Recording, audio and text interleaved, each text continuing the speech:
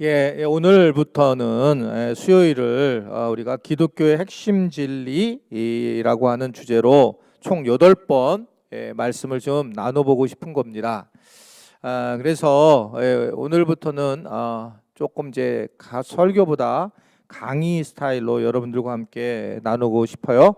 그래서 여러분들도 잘 오늘부터 이제 말씀을 조금 더 세밀하게 들어서 구조화를 시키는데, 신앙을 구조화시키는데 도움이 되었으면 좋겠습니다.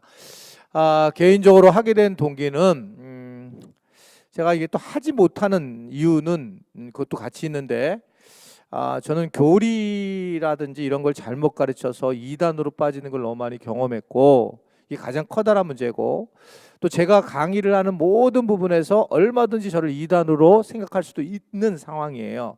왜냐하면 그걸 하나씩 빼내면은 다 문제가 되기 때문에, 그래서 교리적인 것들을 가르치는 거가 얼마나 위험한가도 보이지만, 반대로 얘기하면 굉장히 또한 우리에게 힘을 주고 우리에게 구조를 세우는데 큰 도움이 되는 것 또한 분명합니다. 그러나 이제 세월이 지나면서 제가 이제 이렇게 어느 정도 신앙인으로 세월이 지나고 목회자로서 세월이 지나면서 점점 더 어려워지는 건 교리입니다. 왜 그러냐면 이 교리라는 거가 실질적으로 성경의 바탕으로 교회 역사에서 만들어졌는데 100% 완전하지 않는 경우들이 있기 때문에, 어쨌든 사람들이 하기 때문에 그런 면이 있어서 결국은 이런 것들을 잘 구분해야 되는데, 제가 뭐 그러한 능력도 안 되는 것뿐만 아니라 시간도 안 되고 또 그러한 부분에서 제가 전공을 하지 않았기 때문에 좀 어려운 마음을 가지고 사실은 기독교의 기본 진리를 하게 되었습니다. 그러면 왜 이걸 꼭 이 시기에 해야 되는가라고 했을 때도 여러 가지 이유가 있지만, 정말 이제는 여러분들이 신앙적 골격을 좀 잘 정리해서 스스로 내가 지금 어떤 모습으로 이제 가야 되는지 이걸 좀 알고 싶어요. 예를 들면 오늘 찬양한 거 있잖아요. 찬양한 거 뭐 확정되었으니 내 영혼이, 이게 뭐냐는 거예요. 솔직하게 내 영혼이 뭐고, 확정되는 또 뭐가 확정된 거냐. 찬양하고 은혜를 받는데 이게 이제 좀 더 구체적으로 정리해야 될 굉장히 필요성이 있는 이제 그런 상황이 되기 때문에 이 부분을 우리가 조금 더 한 발짝 들어가는 이제 그런 시간을 지금 가지려고 합니다. 가장 이 기독교의 그 어떤 기본 진리를 가장 크게 하는 이유는, 사실은 너무나 이 거짓이 난무하기 때문에 특별히 우리 교회 교인들끼리 영상을 보내면서, 팩트가 아닌 영상을 보내면서 또는 어떻든 약간 이상한 그런 방송이 왔다 갔다 하면서 어려움을 겪는다는 얘기를 제가 들었어요. 뭐 교인들은 잘 모르시니까. 그래서 제가 그런 말씀을 지난주에 말씀드렸죠. 아예 영상은 딴 데 옮기지 않는 게 무조건 좋다. 어떤 거 아예 그냥 그럼 중간이라도 가죠. 근데 이게 무슨 뭐 외국인 뭐 누가 뭐 예언 뭐 이런 것들을 옮기는 것은 상당히 위험성이 많아요. 자기가 책임져야 될 것이 많습니다. 즉 거짓의 영상을 옮기는 것이든지, 자기도 모르는 상황에 또 팩트가 아닌 사실이 아닌 것을 옮기는 것은 지금은 예상보다 심각한, 저는 죄라고 생각을 해요. 죄. 단순히 잘못 옮겼다가 아니라 죄라고 보여지기 때문에 안 되겠다. 이 부분에 대해서 이제 제가 관여를 해야 되겠다는 생각을 하면서 이제 오늘부터 이 말씀을 전하게 됐습니다. 길게 돼가지고 얼마나 이게 너무 또 길게 하면 영상은 안 되기 때문에 좀 복잡한데, 어떻든 간에 이제 오늘부터 기독교 핵심 진리를 전하려고 하는데요.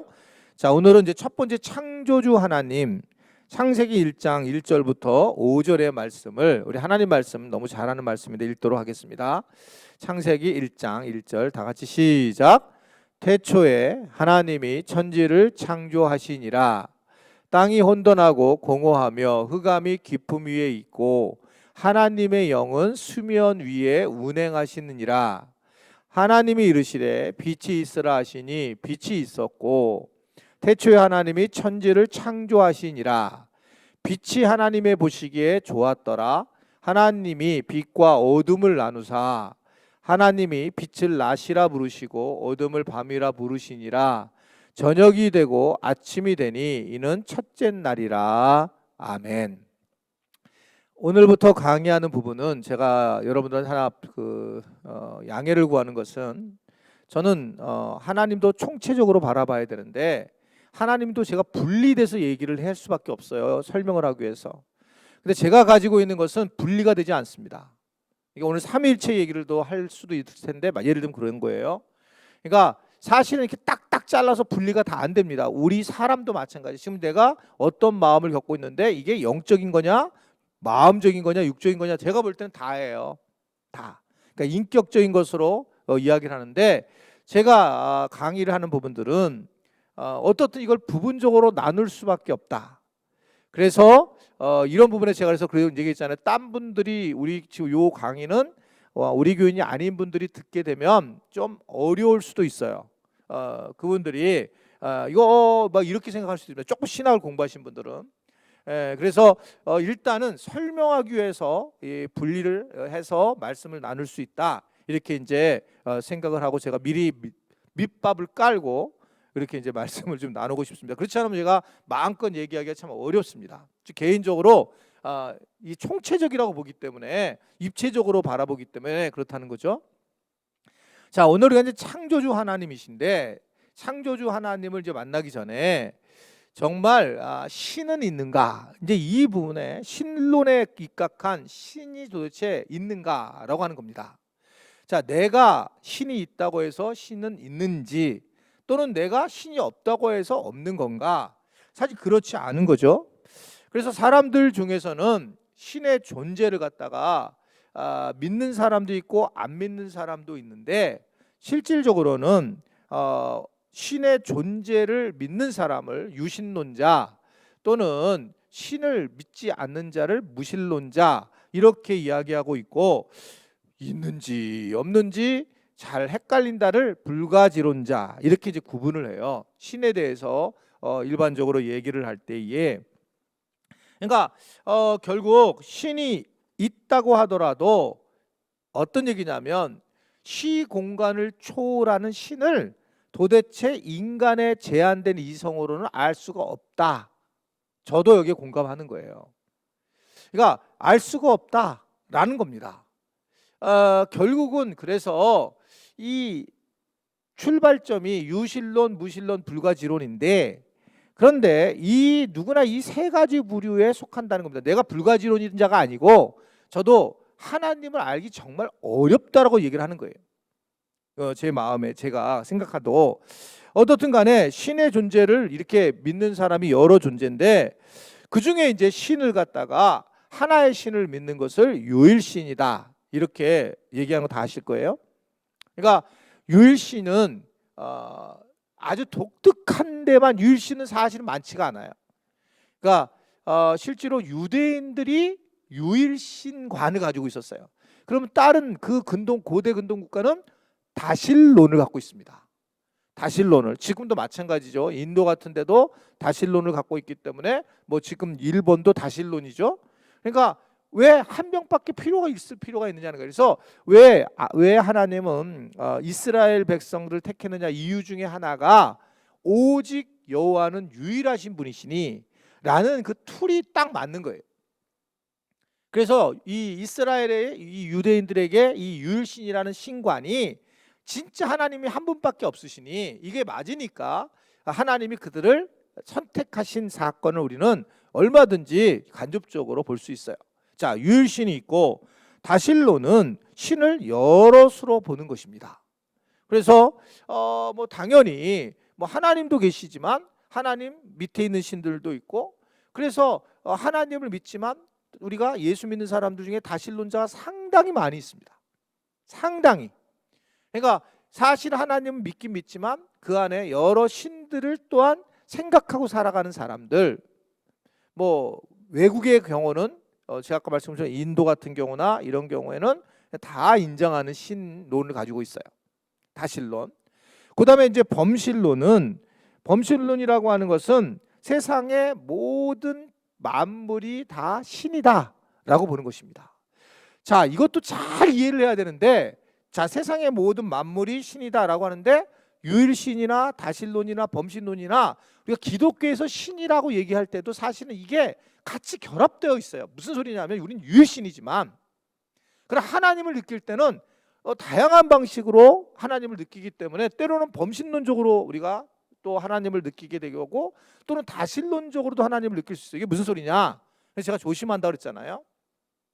다른 종교를 통해서도 하나님에 대해서 느낌을 받을 수 있어요. 유일신은 하나님이시긴 하지만 그러기 때문에 다양한 방식의 눈을 가지고 하나님을 바라볼 수 있는 눈들은 많다는 겁니다. 오늘 얘기하겠지만 범신론적인 것도 마찬가지예요. 범신론이 무조건 이단이다라고 아직 할 수 없는 이유는 여러분들이 내가 이번에 이 자연을 아름답게 봤는데 거기에서 너무 아름다웠다. 이게 이제 범신론이에요. 그런데 그게 하나님이 하셨다라고 바뀌었을 때 유일신이 되는 거죠. 오늘 잘 이해해야 되는데. 그러니까 이게 종이 한 장 차이라는 거죠. 제가 왜 이렇게 걱정하면서 강의를 하는 줄 알겠죠. 그러니까 종이 한 장 차이예요, 이게요. 그러니까 이게 범신론이면 이단입니다. 샤머니즘이에요. 근데 우리 기독교인들이 와, 너무 아름다운 낙엽이다. 주님이 하셨네. 이 좋은 자연을 봐. 이랬을 때 주님에게 잘 싹 안 가고 와, 너무 좋네. 야, 정말 아름답다. 여기 뭔가 있네. 이러면 이게 범신론이에요. 자, 이 차이가 있습니다. 근데 이 사실은 그러나 일반적으로 신을 믿지 않는다라고 말하는 사람들도 실제로 신의 존재를 대부분은 인정한다는 것이에요. 사실은 인정한다는 게 모든 대부분이. 그래서 안 믿는 사람들이 차를 사면 뭔가 고사를 지내려고 하고 또 회사를 새로 개업을 하면 고사를 지내고 제사를 지내는 것을 보면 일단은 신적 존재에 대해서 인정을 하는 경우 많고 또 알다시피 우리가 이사를 가는데 손오 누나를 택하는 사람들을 보게 되면 그런 사람들도 신적인 존재 또 궁합을 본다든지 이런 경우도 다 신적인 존재를 사실 생각하고 한다 의식한 행동이다라고 이렇게 바라볼 수가 있습니다. 저도 맨 처음에는 이해가 안 되는데 예전에 병원 신방을 가잖아요. 병원 신방을 가게 되면 요새는 그런지 모르겠어요. 제가 그렇게 안 하지만 예전에는 병원 신방을 가잖아요. 그래갖고 이제 교인을 위해서 기도하고 축복해주고 낫기를 원하면 꼭 옆에 있거나 찬송 소리가 들으면 옆에 있는 병실에서 왔어요. 자기도 기도해주고 가라고. 이게 너무 많았어요. 기도해주고 가라고. 그러면 교회 다니세요? 그러면 아니요, 불교 믿어요. 근데 목사님이 기도해 주시는 거 너무 좋으니까요 라고 얘기를 하는 거예요. 이왕 축복해 주는 건데요 라고. 하나님을 믿지 않는데 기도는 해달라고 하는. 이게 진짜 놀랍습니다. 이게 이런 거가 굉장히 많아요. 마지막 여러분 죽음을 앞에 둔 분들한테 가면 기도를 하게 되면 목회자는 얼마든지 기도를 하게 되면 그분들이 정말 받아들입니다. 이게 뭐냐는 거예요. 이게 그러니까 우리 안에 성경은 우리 안에 신을 사모하는 마음이 있다는 거예요. 하나님을 사모하는 마음이. 하나님이 그렇게 우리에게 신심을 넣어줬다.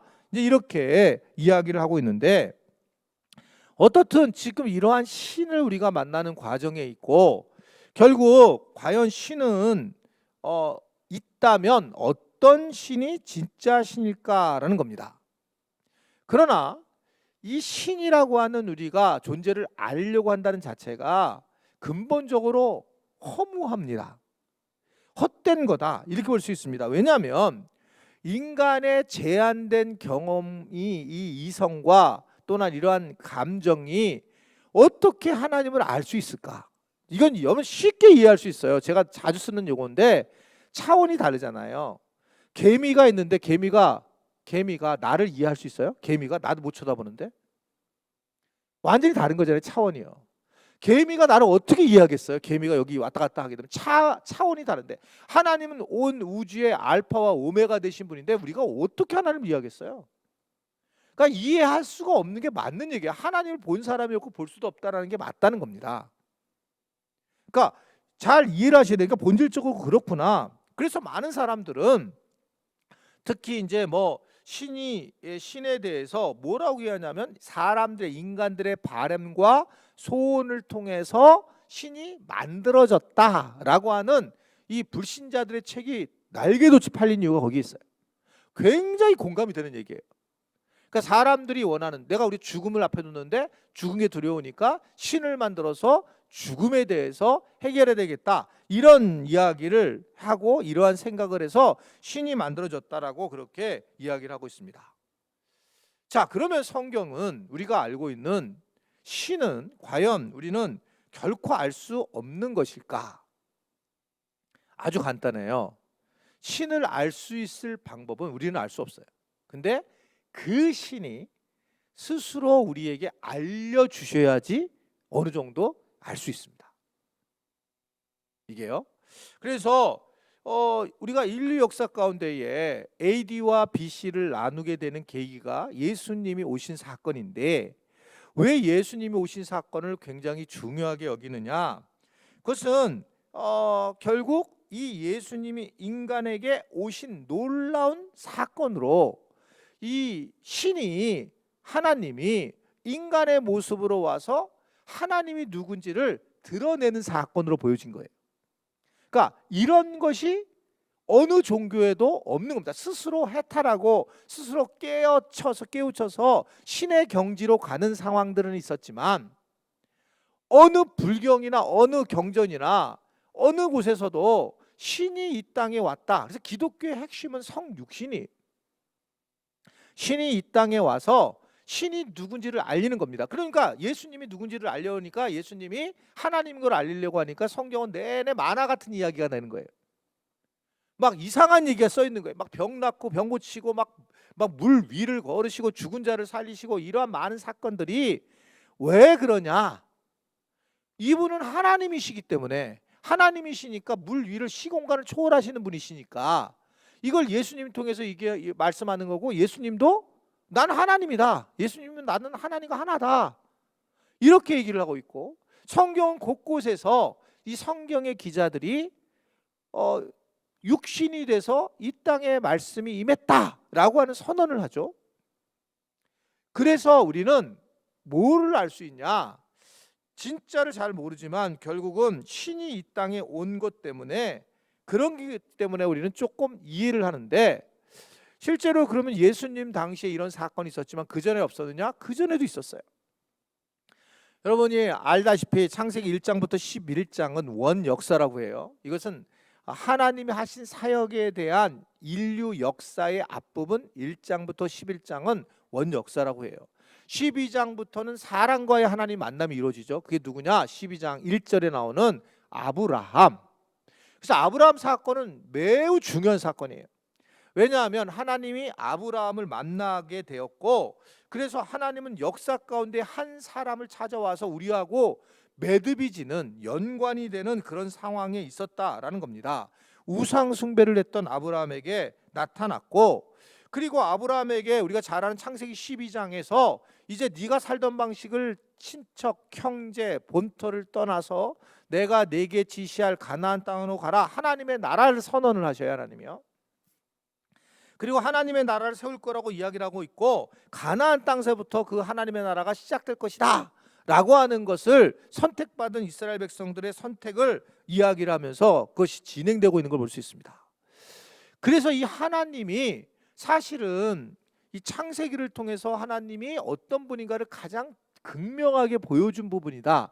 창세기를 조금 더, 창조의 하나님을 좀 보게 되면 그때 가장 하나님이 누구신지를 그래도 잘 알게 했다는 거죠. 왜냐하면 전혀 하나님을 몰랐던 시절에 있는 사람들에게 하나님이 나타나신 거니까. 그런 과정에 이 아브라함 사건이 넘어가서, 그리고 역사가 흘러서 40대의 한 남성이 팔레스타인의 이 사람이었던, 이집트의 왕자였던 사람에게 하나님이 그를 선택을 하고 있는 걸 볼 수 있습니다.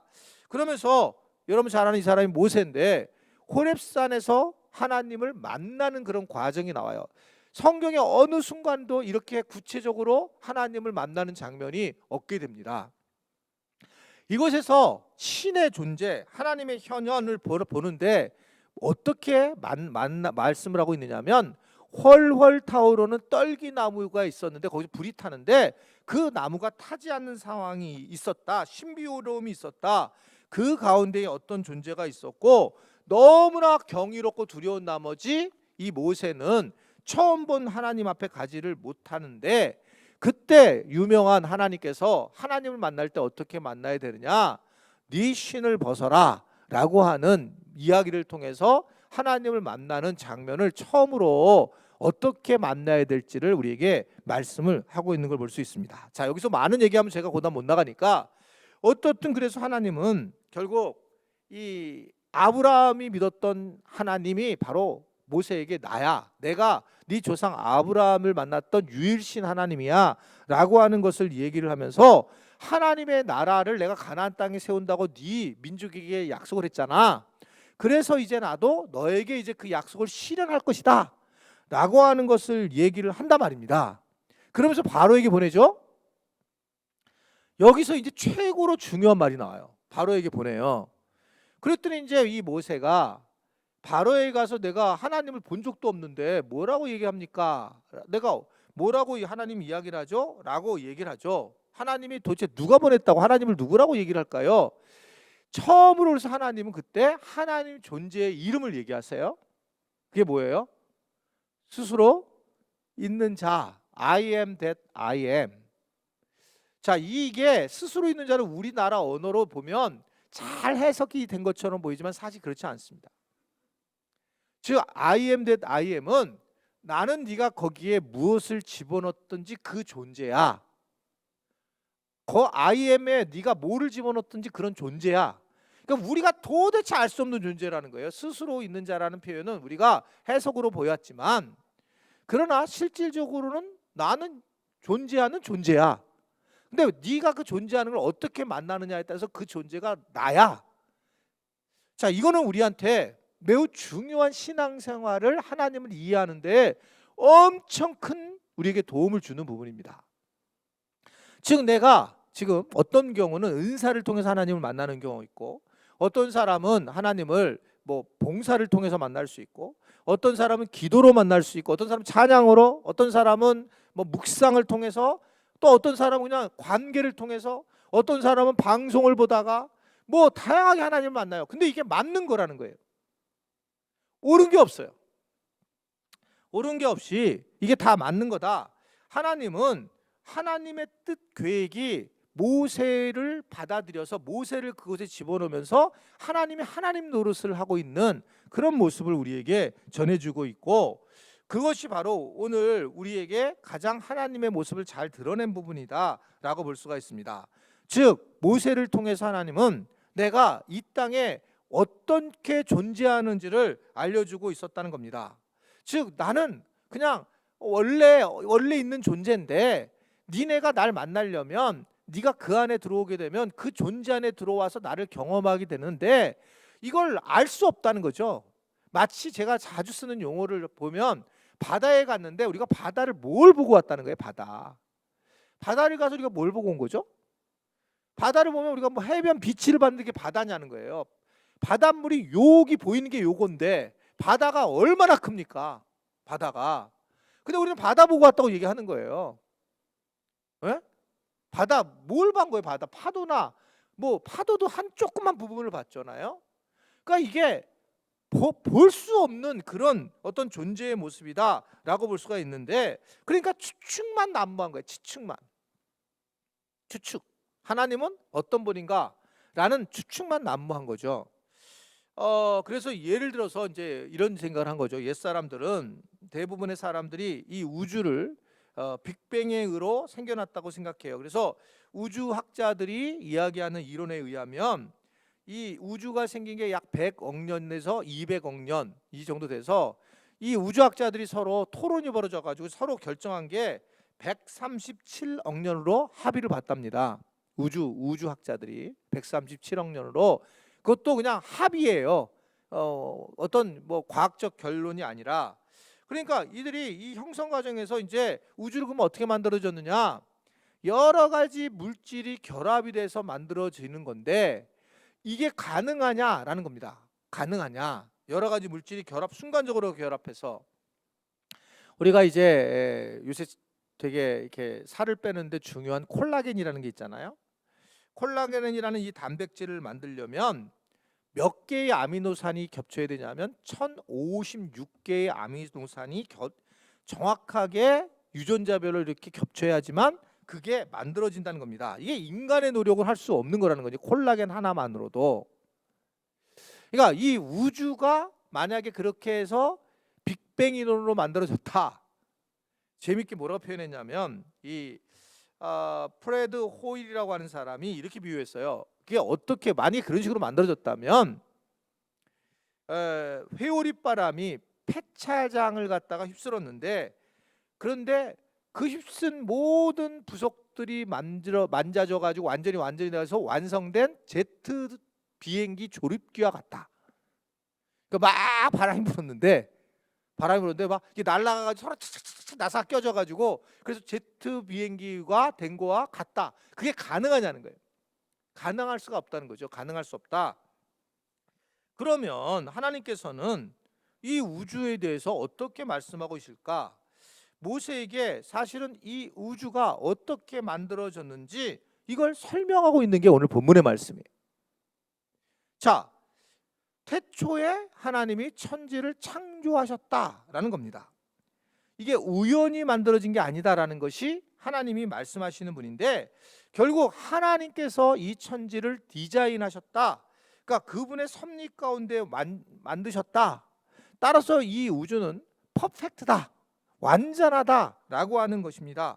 지금 우리가 이런 코로나19에 대한 부분이 우리에게 지금 왔잖아요. 그러니까 이러한 모든 것들은 하나님이 완전하게 만드시는 거죠. 우리가 태풍도 오게 되고 지금 과도하게 오고 있지만 다 알잖아요. 태풍이 와야지만 깨끗해지는 것, 이 자연이.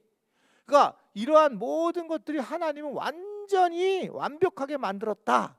이게 이제 창조한 하나님의 어떤 뜻의 모습이다. 이렇게 이해할 수가 있습니다. 우주는 완전하다는 거예요.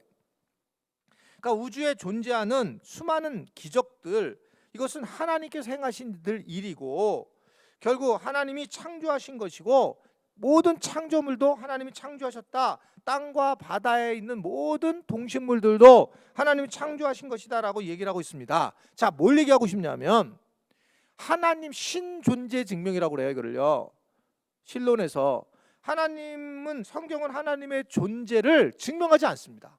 어떤 분인가를 증명할 수가 없어요. 대신 성경은 하나님께서 모든 것을 창조하신 분이라고 신존재 증명보다 무엇을 하셨는지에 대한 말씀을 하고 있습니다. 어떻게 창조했는지 창세기 1장 2장에서 생명체의 창조에 대한 부분을 통해서 우리에게 몇 가지 사실을 알려주고 있어요. 자, 첫 번째는 자, 우리 한번 읽어볼까요? 시작. 하나님은 자신을 제외한 모든 것을 만드셨다라는 겁니다.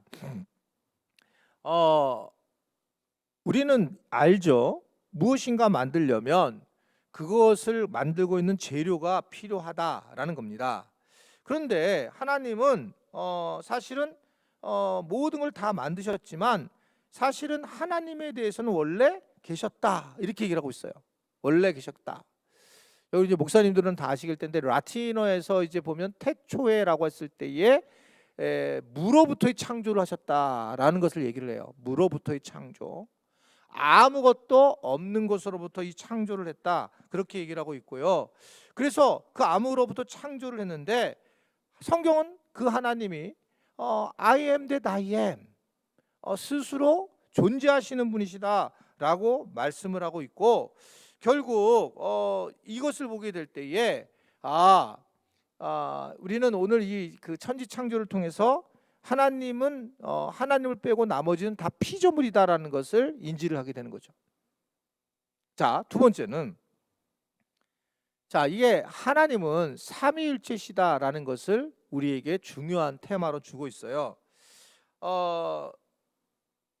유대인들이 유일신을 믿는다고 얘기했죠. 그들이 가지고 있는 최고의 성경은 쉐마라고 하는 것이 있어요.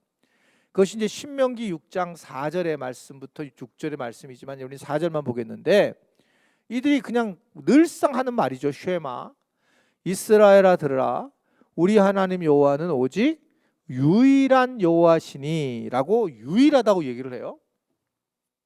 근데 우리가 오늘 창세기 1장을 읽었는데 창세기 1장 26절의 말씀을 보면 다 같이 우리 영상에 보신 분도 좀 읽으세요. 시작. 하나님이 이르시되 우리의 형상을 따라 우리의 모양대로 우리가 사람을 만들고 그들로 바다의 물고기와 하늘의 새와 가축과 온 땅과 땅에 기는 모든 것을 다스리게 하자라는 것입니다. 하나님이 우리의 형상을 따라 라고 얘기를 해요. 이제 이번 주일날 설교하고 많이 흡사하게 되겠는데 이 시편 때문에 우리의 형상을 따라, 이 형상이 어떤 분은 우리 예전에 막 그런 얘기 많이 들었어요. 목사님들한테 하나님은 우리하고 눈, 코, 입이 똑같을 거다. 이런 형상이 아니에요. 하나님은 우리와 같은 형상을 가지지 않았어요. 형상이 우리의 형상이라는 것은 지금 우리라고 하는 삼위일체의 모습의 어떤 관계적인 모습을 따라 그렇게 우리를 만드셨다라고 얘기를 하고 있고, 즉 성부 하나님, 성자 하나님, 성령 하나님이 한 분이시다라는 것을 얘기를 하고 있는데 이게 지금 매우 중요한 이유는 지금 유일하신 하나님 한 분이라고 하는데 삼위일체의 하나님을 얘기하고 있어요. 삼위일체 하나님이 왜 중요하냐면, 이제 이걸 여러분 오늘 듣고 뭐 오늘 설교 마쳐도 될 것 같아요. 지금 많이 남아있긴 하지만 제일 중요하기 때문에 성부 하나님과 성령 하나님 그리고 성자 하나님은 각각의 인격체로 우리가 보고 있어요. 자, 각각 인격체를 보고 있고 사역도 다르다고 이렇게 보고 있어요. 근데 다시 한번 잘 생각을 해보자는 겁니다. 이 세 분이 한 분인데 이것은 어떻게 보면 우리가 우리를 초월하는 그런 어떤 모습이라 이렇게 볼 수 있는데 이 성부는 천지를 창조하신 분이시고, 그런데 이분 그리고 성자는 이 땅에서 인간의 모습으로 우리의 모습을, 하나님의 모습을 드러낸 분이고, 성령 하나님은 결국 하나님의 영이신데, 여기서 우리가 인격을 분리를 시키는 게 나는 문제 있다고 보는 거예요. 즉 사역은 다르게 하실 수 있지만 근데 이것도 사실 다 같아요. 구약에 성령님이 안 계시느냐? 성령님이 계시거든요. 그러면 여러분 잘 아는 천지창조 우리가 1장 2절에 그렇게 봤단 말입니다. 태초에 하나님이 천지를 창조하셨는데 이 수면 위에 하나님의 영이 운행하셨다. 이게 뭐예요? 하나님의 영이 운행하셨다. 이것은 성령님이 천지창조 때부터 함께 하셨다는 거잖아요. 근데 우리는 성부 시대, 성자 시대, 성령 시대로 나누는 거예요, 자꾸. 자, 이게 제가 걱정되는 부분이에요. 그러니까 이게 나누게 되면 삼위일체를 삼신론으로 봐서 원래 우리에게 알려주신, 우리에게 강조하고 싶으신 하나님께서 강조하고 싶은 걸 잊어버리게 됩니다. 뭘 잊어버리게 될까? 이렇게 되면 2단이냐 3단이냐 이게 중요한 게 아니고 뭘 잊어버릴 것인가? 자, 이게 성부와 성령은 결국 어떤 거냐? 실질적으로 하나가 된다라고 하는 걸 볼 수 있어요. 하나님의 영이시니까. 그럼 하나님의 영이신 성부 하나님께서 성부 하나님을 이 땅에 보내셨다. 그래서 예수님도 베드로 후서가 거기에 하나님들, 신들이라고 이야기를 하고 있어요. 신들, 즉 하나님의 세 가지의 모습을 보여지는데, 결국 그러면 자 다시 정리를 하게 되면 뭘 강조를 하시려고 할까? 성부 하나님 안에 성령 하나님, 하나님의 영이 성령이 계셨어요. 자, 성령님이 이 땅에 오시게 됐고, 그리고 예수님은 이 땅에 오셔서 성령 하나님이 오셔야 된다. 나를 너희들한테 이뤄온 게 성령 하나님이다. 결국은 최종에 대한 부분을 뭘 얘기를 하고 있냐면 동일한 것이 아니라 우리에게 가장 중요한 부분이 뭐냐면 바로 삼위일체이시긴 하지만 성령이 우리 안에 들어오지 않으면 성부 하나님을 만날 수 없고 성령 하나님을, 성자 하나님을 이해할 수 없다는 거예요. 그러니까 요게 제가 위험하다고 얘기를 하는 거예요. 왜 똑같은데 세 분이 그러면 그게 문제 있는 거냐 이렇게 생각할 수 있단 말입니다. 그런데 이게 영이시잖아요. 성령 하나님을 우리가 받아야지만 이 아버지의 속사정을 누가 할 거냐? 하나님의 영 외에는 누가 있으리요? 라고 그러죠. 성령 외에 하나님을 알 수 있는 사람이 누구냐? 우리가 하나님을 어떻게 알 수 있냐는 거예요. 하나님 알 수 있는 방법이 없어요. 우리의 생각과 우리의 지성으로. 결국 지금 삼위일체라는 이 단어의 중요한 핵심 부분은 뭐냐면, 좀 알아들으시는지 모르겠다. 이 영상으로 다 보니까 알아들으면 2번 쓰세요. 이게 지금 성령에 대한 강조를 강조를 할 수밖에 없는 거예요. 삼위일체 우리가라고 했을 때에, 그래서 마지막에 성령님이 오시는 것이 마지막 최후의 우리한테의 중요한 선물이다. 성령을 선물로 받아라. 그래서 성령에 대한 부분이 강조가 돼야 되는데, 성령 없이 하나님과 예수님을 우리는 이해할 수 없다라고 하는 부분이죠. 이 부분이. 그래서 결국 이 성령은 소멸되지 않는 부분인 거죠. 자, 이게 이제 뭐하고 연결이 되냐면, 우리가 얘기하는 칭의, 성화, 영화라고 하는 단계도 연결이 돼요. 그러니까 칭의라고 하는 것은 결국 우리가 하나님의 자녀로, 칭의, 그래서 하나님의 자녀로 부르심을 받은 거죠. 성화는 뭐냐 하면, 이 땅에서 결국 그런 사람으로 우리가 어떻게 영적인 싸움을 하고 좀 더 변화가 되느냐. 그리고 영화는, 그러면 우리의 육신 자체가 어떻게 하나님 앞에 부활의 영성체로 세워지느냐. 이제 이런 것들이 쭉 연결되어 있어요.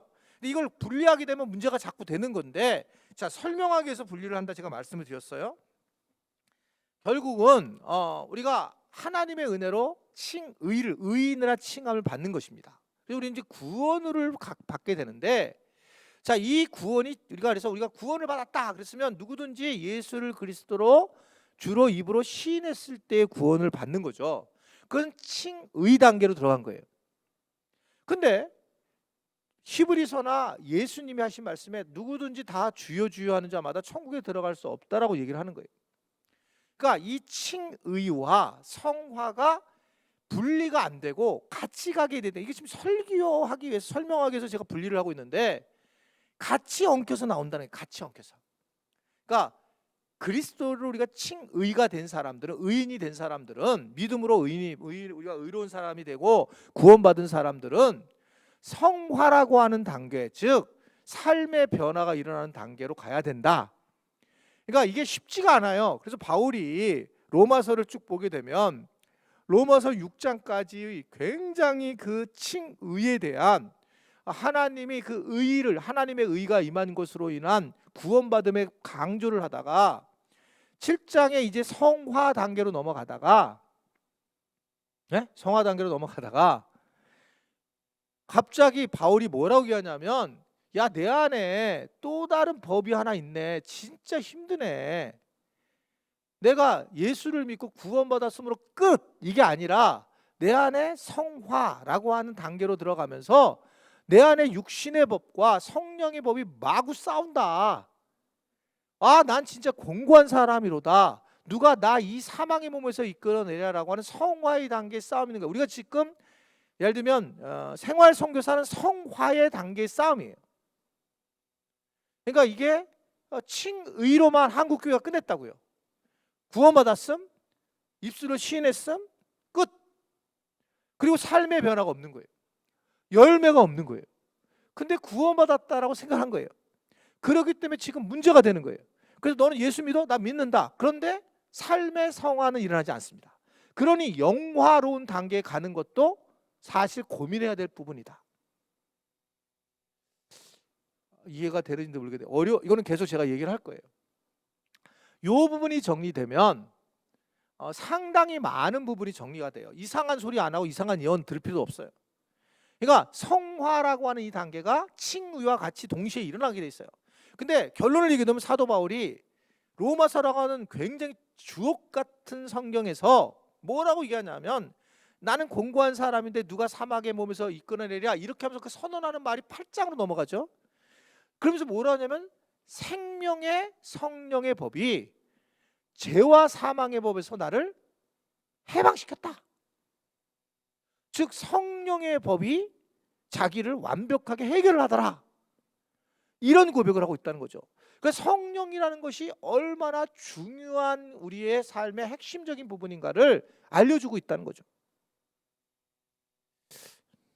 모르면 어쩔 수 없어요. 좀 이제 그래서 성화라고 하는 이 단계를 갔을 때에는 본격적인 전쟁이 일어나는 겁니다. 그래서 잘 보시면 우리가 지금 이 땅에 살아가고 이 상황은 성화의 단계 싸움이에요. 여러분 칭의로 돼서 내가 의인으로 인정을 받았어요. 예수 그리스도의 보혈로. 아멘이시죠? 예수님의 보혈로 내가 구원을 받았어요. 이것에 대해서 구원 받았음이 100% 끝난 줄 알았는데 성경은 100%라고 얘기하지 않습니다. 우리가 들었을 때는 많은 분들한테 우리의 목회자들이든지 저도 어렸을 때 그냥 한 번 구원은 영원히 구원이라고 하는데 많은 성경을 보니까 그렇지 않아요. 제가 봐도 그렇지 않습니다.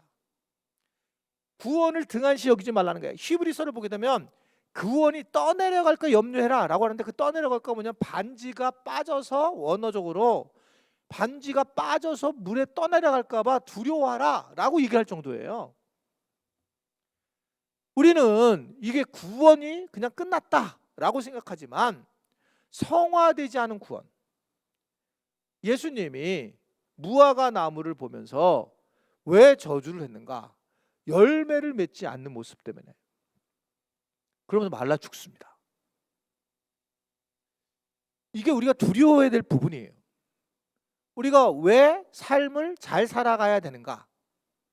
그리고 왜 우리가 다른 사람들을 살리고 이웃을 사랑하고 하나님을 사랑하면서 살아가야 되는가? 그 이유는 성화라고 하는 중요한 단계가 필요하고 이것이 우리의 몸의 변형으로나 영화의 단계까지 들어가더라. 이것이 결국은 오늘 우리에게 하시는 그런 내용의 말씀이다. 그러니까 성령 안에 있을 때에 결국은 하나님을 이해를 하고 예수님을 이해를 하게 되더라. 근데 이제 이거를 성부, 성자, 성령을 똑같이 줘야 됩니다. 무슨 이렇게 왜 성령한테 더 줍니까? 이렇게 되면 이게 해결이 안 돼요. 아주 우리 삼위일체에 대한 해석의 뜻은 다 이해하지만 실제로 우리 삶에서 과연 이게 이루어질 수 있느냐? 그렇지 못한다는 거죠. 그러니까 내가 칭의가 됐어요. 자, 내가 하나님 앞에 의인이 됐어요. 그러면 당연히 나는 죽고가 나와야 돼요. 칭의로. 근데 거기에 나는 의인인데 나는 의인이었는데 나는 그러니까 끝냈으니까 이제 난 내 맘대로 살 거야. 이건 마귀가 하는 짓이에요. 마귀가 하는 짓. 영락 없습니다. 내가 그리스도 안에서 살아가는 게 아니고 내가 의인이 됐는데 그런데 내가 사는 거는 막 살아. 내가 원하는 대로 살아요. 자, 오늘 영상 듣는 분들 잘 보세요. 내가 원하는 대로 살아요. 이게 말이 되냐? 말이 안 된다는 거예요. 그럼 왜 이런 일이 벌어지느냐?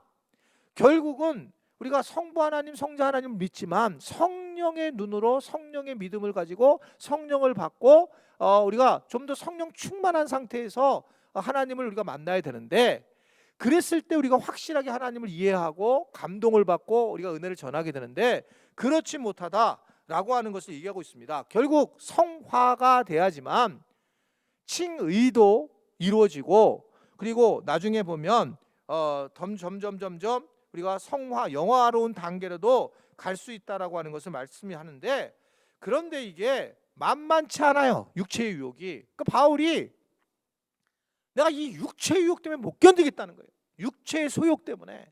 성화의 싸움이에요. 성화의 싸움. 이게 해결할 수 있는 게 뭐냐? 진짜 성령을 받아야 한다. 아멘이세요? 성령 때문에 성령을 받지 않으면 우리는 어느 정도 기도하다가도 지쳐서 못하게 되고 결국 최종적으로는 이 성령의 은혜를 경험해야 되는 것을 이야기를 하고 있는 걸 볼 수가 있습니다. 여기까지 할게요. 너무 복잡한 것 같아서 제가 좀 쫙 지금 세 번째, 네 번째, 다섯 번째가 있는데 너무 많은 걸 얘기하는 것 같아요 지금. 그래서 우리가 하나님에 대한 이해를 하기 위해서는 오늘 얘기는 하나님은 우리가 알 수 없다. 최종적으로 그러면 하나님을 우리가 어떻게 그러면 믿는가라고 할 때에 이렇게 우리는 그냥 단순히 우리의 생각과 우리의 판단으로, 그래서 여러분 되게 조심해야 된다고 제가 말씀을 드린 게 뭐냐면, 하나님이 이렇게 말씀하십니다 라고 했을 때 자기의 경우는 맞아요. 자기의 I am that I am. 내 경우에는 하나님이 그렇게 하실 수 있어요. 근데 이게 다른 사람, 그 사람이 자란 베이스와 그 사람이 자란 기질과 그 사람이 하나님께서 만드신 부분들이 다 다릅니다. 그래서 하나님이 나한테 이렇게 했는데 그 사람한테 이렇게 하느냐, 그게 맞지 않습니다. 그러니까 이게 문제가 되는 게, 믿음이 좋은 사람들이 자꾸 가르칠 때에 오히려 넓어지는 게 아니라 내가 가지고 있는 믿음이 너한테 통해야 돼, 이러면서 한국 교회가 굉장히 병적인 교회로 가버린 거예요. 네가 하는 방식은 다르고 내가 하는 방식이 달라. 그래서 소그룹이 왜 중요하다고 계속 얘기했죠? 왜 교회 공동체가 중요하다고? 그러니까 하나님을 잘 모르는데 알 수 있는 방식이 모르냐면, 120명이 모이게 돼서 성령이 임하게 됐더니, 야, 네가 만난 성령님은 뭐야? 불길 같아. 네가 만난 성령님은 야, 언어를 하고 되고, 네가 만난 성령님은 아무것도 안 하셔. 네가 만난 성령님은 방언하셔. 네가 만난 성령님은 그냥 뭐 다른 일 내가 최선을 다해 섬기게 해. 달라요. 그런데 한 성령이에요. 은사와 직분은 달라요. 근데 이것이 옳다라고 얘기하는 게 문제란 말입니다. 영상에 이것이 옳다라고 올리지 말라는 거예요. 이게 얼마나 무서운 얘기입니까? 이게 지금 언제 누가 주님이 오신다, 이것도 성경에 주님이 오신다 하지 말라 그랬어요. 그게 모른다고 하잖아요, 성경이요. 그런데 그거를 맞지 않은 것처럼 하고, 지금 이런 부분도 이렇게 복잡한데, 이게 이렇게. 그래서 이 순모임에 가서 제일 많이 얘기할 게 뭐라고 그랬어요? 하나님이 나를 만난 이야기. 너 그렇게 만났어? 나도 이렇게 만났는데. 그럼 하나님은 이런 분이시구나. 정말 하나님은 너무너무 각자를 사랑해 주시는 분이구나. 아멘. 그래서 사랑이 많으신 하나님이에요. 그래서 나만 사랑하지 않습니다. 고난도 얻을 때 왔을 때 사랑이잖아요. 그러니까 이러한 하나님은 정말, 이게 우리 개인이 한 명이 알 수 없는 존재세요. 성령님이 우리 안에 오셔서 나에게 맞게 성령님이 내 기질에 따라서 사용하시는 것이지, 그래서 우리는 함부로 그 사람을 판단하거나 비판하거나 선과 악을 구별해서 안 된다. 그래서 참 어렵습니다. 제가 예를 들면 차별금지법에 대한 설교를 미리 했잖아요. 차별금지법 설교를. 어느 분이 저한테 연락 오셨어요. 목사님, 왜 우리 교회는 차별금지법 반대하는 걸 왜 그렇게 청원을 하는데 왜 적극적으로 안 하냐? 여러분, 차별금지법, 동성애는 정말 나쁜 거라고 저는 생각해요. 동성애자는 사랑해야 된다. 동성애에 대해서는 문제 있다고 봐요. 근데 지금 하는 얘기가 팩트가 뭐냐는 거니까, 팩트. 즉, 제가 설교 중에 동성애자에 대한 문제가 있습니다, 이렇게 했을 때 어떤 경우는 제가 감옥에 간다는 경우가 있고, 어떤 경우는 웃겨내서 그렇지 않다는 것도 있고, 이게 없어요. 답이 없어요. 근데 마치 이게 악마의 것 같은, 의도는 좋잖아요. 차별하지 말자. 그러니까 이러한 그거를 갖다가 이쪽 표거를 계속 링크를 걸어가지고 그렇게 가는 경우, 상대방의 것을 보지 않는다 말입니다. 선과 악을 막 구별시킨다는 거예요. 이럴 때 저는 판단을 내지 못해요. 이럴 때 제가 지도자로 잘못 내렸을 때에 이게 커다란 문제가 될 거다라고 생각을 하기 때문에, 그래서 제가 먼저 설교를 항상 하잖아요. 동성애는 문제가 있습니다. 그러나 동성애자는 정말 사랑해야 됩니다. 교회 프랑카드를 붙여야 된다고, 동성애자를 환영합니다 이렇게 붙여야 된다니까요. 실제로 그렇게 붙여야 되는 거예요. 동성애자를 환영합니다. 그래야지 진짜 우리가 동성애 반대를 하는 이유도 있는 거예요. 근데 그렇게 우리가 이기적인 마음을 가지고 그런 거는 상관없이 내가 만약에 차별금지법을 반대하는 것도 문제가 있다. 그러니까 지금 제가 얘기하는 거는, 이게 지금 우리가 생각하는 예상보다 정말 하나님으로 하나님이 계시하지 않으면 우리는 알 수가 없어요. 이걸 누가 알 수 있냐는 거예요. 하나님의 영 외에는 알 뿐이 없다. 그 성령님을 우리는 만나게 되고, 그 성령님이 놀랍게도 바울은 한 성령님이시다 라는 것을 에베소서 강조를 하잖아요. 한 성령님이시다. 다행히 한 교회예요. 우리가 한 지체요. 하나의 성령님이시고 주도 하나고 세례도 하나고 교회도 하나고 성령도 한 분이시다라고 하면서 우리가 그 한 성령님을 통해서 어느 정도 하나님을 알지만 그 또한 우리가 부분적인 걸 알 뿐이다. 우리에게 가장 어려운 부분은 그래서 지금 내가 가지고 있는 신앙과 하나님의 삼위일체 하나님에 대한 또 내가 칭의, 성화 그리고 영화의 단계에 있는 내 존재와 그래서 아까 찬양을 할 때 저는 그러면 뭐 우리 찬양 아까 했잖아요. 그랬을 때 그럼 내가 지금 어느 단계에서 찬양한 거지? 그 찬양은 뭐였지 아까요? 네, 안 들려요.